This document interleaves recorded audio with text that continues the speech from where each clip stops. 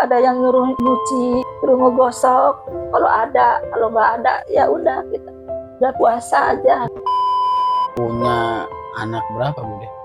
Udah anak satu, tapi ya begitulah, sudah melupakan orang tuanya, udah nggak sayang lagi sama orang tuanya. Dia lebih memberatkan istrinya daripada orang tuanya. Sama sekali nggak nengokin Bude? Enggak sama sekali. Keadaan Bude pun dia nggak tahu seperti apa gitu. Enggak ngurusin udah. Pernah nggak apa diimpiin sosok almarhum? Demi Allah Bude ya, jadi ngomong cerita yang singkat aja ini, yang ini ya. Aku aus mak. Assalamualaikum warahmatullahi wabarakatuh. Balik lagi bareng saya Hendrik Gimanto. Di sini saya sudah kedatangan narasumber yang mau bercerita tentang pengalaman hidupnya. Kita sebut dulu nama narasumber kita. Assalamualaikum Ibu Ratna. Waalaikumsalam. Gimana Bu kabarnya Bu, sehat? Alhamdulillah sehat. Bu kan punya cerita tentang pengalaman hidupnya ya Bu. Iya. Bisa nggak Bu diceritain dikit Bu? Iya bisa.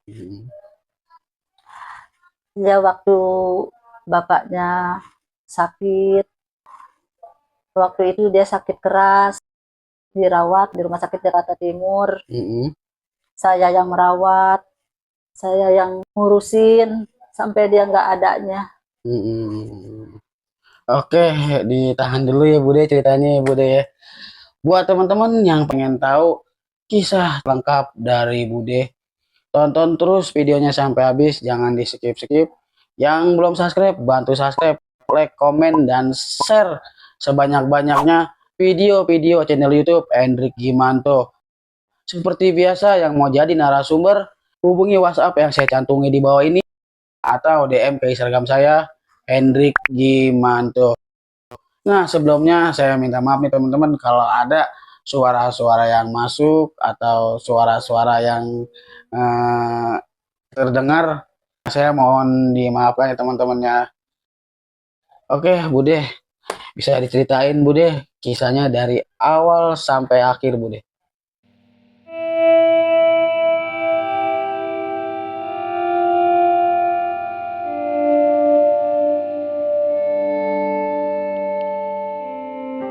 Sewaktu bapaknya masih ada, saya hidup bersama suami dengan anak. Setelah bapaknya nggak ada, jadi saya hidup berdua sama anak.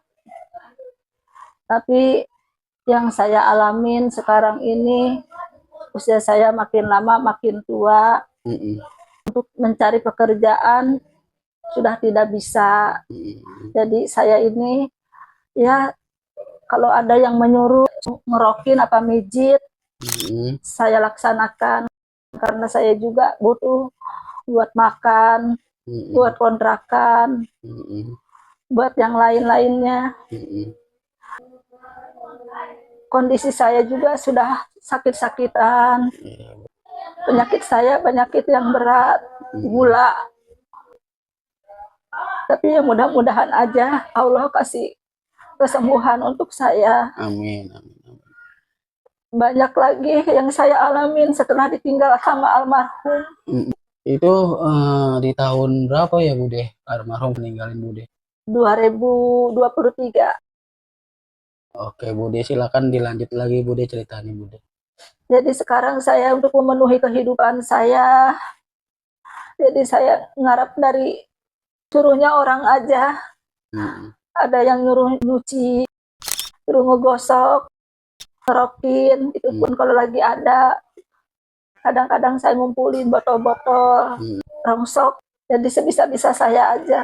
Itu kegiatan Bude sehari-hari di rumah? Iya.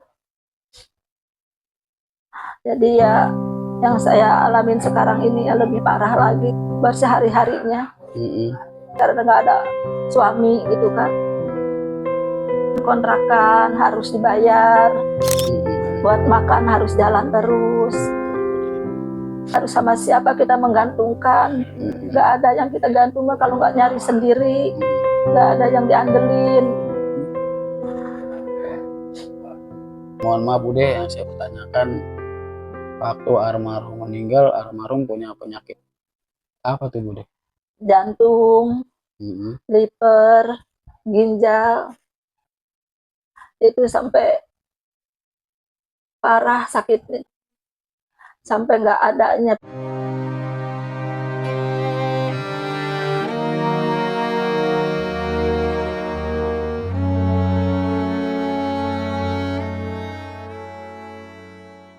Bude punya anak berapa Bude?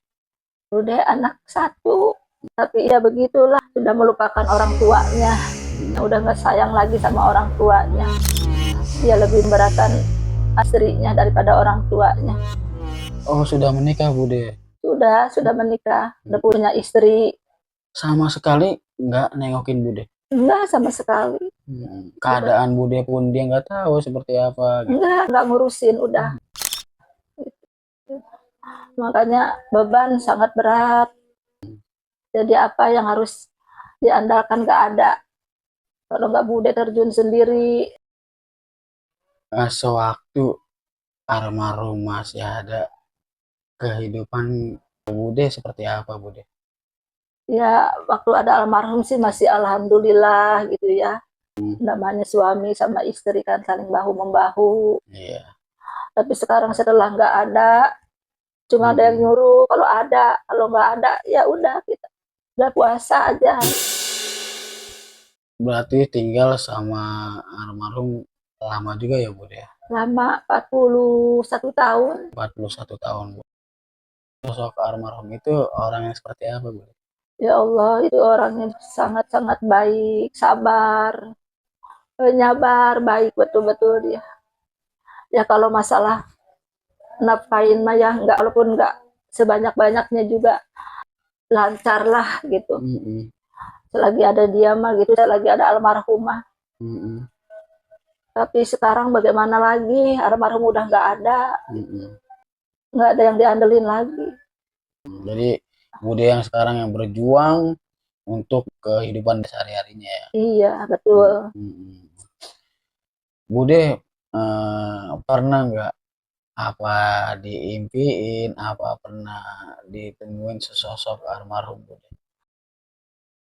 Demi Allah Bude ya, jadi ngomong cerita yang singkat aja ini ya.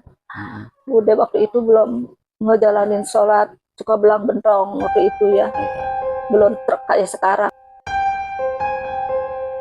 Aku aus mak, aku aus mak, aku aus. Mungkin aus doa itu, mungkin aus doa, mungkin Om. Jadi sosok almarhum nyebut aus sama Bude? Iya, aus mungkin mama ngejalanin sholatnya belang bentong, kadang-kadang sholat doain bapak, kadang enggak. Jelas banget itu Om, bener-bener ma aus,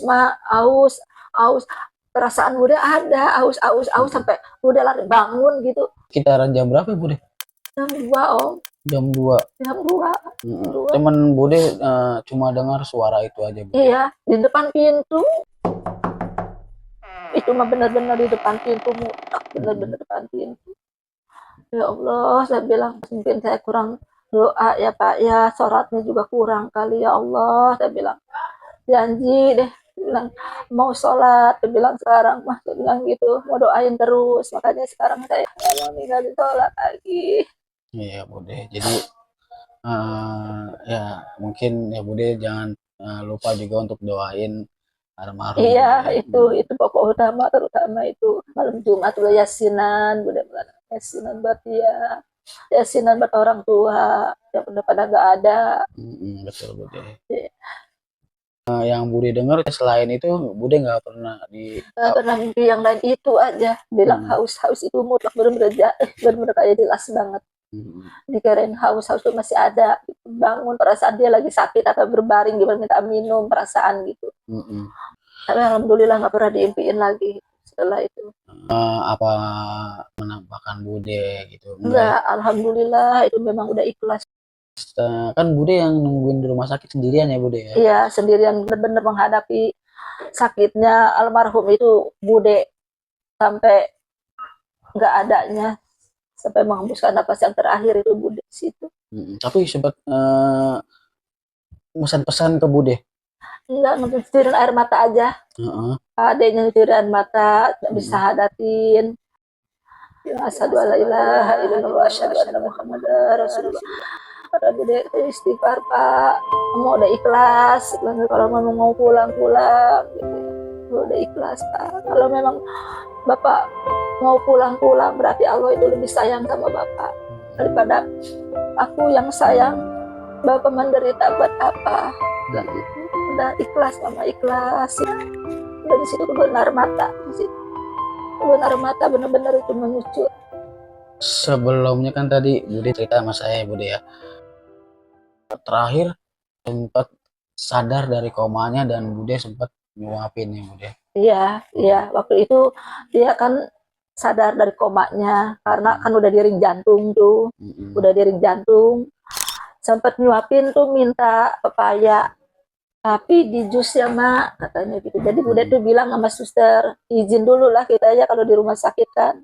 Terus gimana, kata bilang gitu, bapaknya minta jus ini, jus paya, boleh enggak? Boleh Bu, tapi jangan dikasih gula ya, sedikit pun jangan. Ya jadi boleh Ibu keluar, boleh ya, jadi nyari kita ke jus tuh, minta dibikinin. Sempat dimakan, alhamdulillahnya tuh Om. Dapat dimakan itu, disedot sama dia. Kesampaian juga tuh keinginan dia yang terakhir tuh Om. Ya Allah tuh di situ. Habis itu langsung, udah ya Pak, aku nggak boleh nungguin. Aku mau nunggu tempat ruang tunggu di sono, nggak boleh ya ditungguin sama susternya, suruh ke atas, suruh naik. Kira-kira jam 12:05 koma. Jadi koma itu langsung kita ditelepon panggilan, Bu, harap ke bawah, Bapak koma katanya. Minta tolong ya Bu ya, sambil berdoa Bu, katanya gitu. Ibu harus ikhlas kalau memang Bapak udah ini gitu, nggak ada umur gitu ya. Kalau memang Bapak sehat ya alhamdulillah, kata susternya begitu. Ibu berdoa aja yang banyak, katanya gitu. Jadi selalu berdoa terus di situ. Ambil dia, ya memang udah sakaratul, dia juga memang udah sakaratul, udah mau diambil dari ini, dari tenggorokannya juga udah teklak-tekluk gitu ya. Ya mungkin kita nggak ngelihat ya Om ya, mungkin itu udah dikelilingi sama malaikat. Kalau kita ngelihat malaikat penuh cahaya kita kan nggak ngelihat malaikat kan dari cahaya dibikinnya ya. Ya Allah, disitulah mungkin baru di situ dia kayak orang tidur, dia mah enak, kayak ambilnya juga kayak enak banget, langsung les aja. Udah langsung pingsan, udah nggak ingat apa-apa lagi. Jadi yang lainnya aja yang ngurusin. Jadi Bude udah nggak tahu apa-apa lagi deh. Jadi Bude semuanya tahu ya, karena Bude yang nunggu di rumah sakit. Iya, betul-betul memang Bude. Jadi pas almarhum udah nggak adanya pun Bude ada di situ ya, tahu persis ya Bude. Persis, tahu banget, tahu. Lagi menghembuskan napasnya juga terakhir juga. Ya, mudah-mudahan almarhum amal baiknya diterima ya sama Allah ya Bude ya. Amin, ditempatkan di surganya Allah Bude. Amin ya rabbal alamin. Oke, buat teman-teman, mungkin kisah cerita perjalanan hidupnya Bude sampai di sini. Buat teman-teman jangan lupa subscribe, like, komen, dan share sebanyak-banyaknya video-video channel YouTube Hendrik Gimanto. Seperti biasa, yang mau jadi narasumber bisa hubungi WhatsApp yang saya cantungi di bawah ini, atau bisa juga DM ke Instagram saya Hendrik Gimanto. Kalau ada kata-kata yang salah dari saya dan Bude, saya mohon maaf sebesar-besarnya.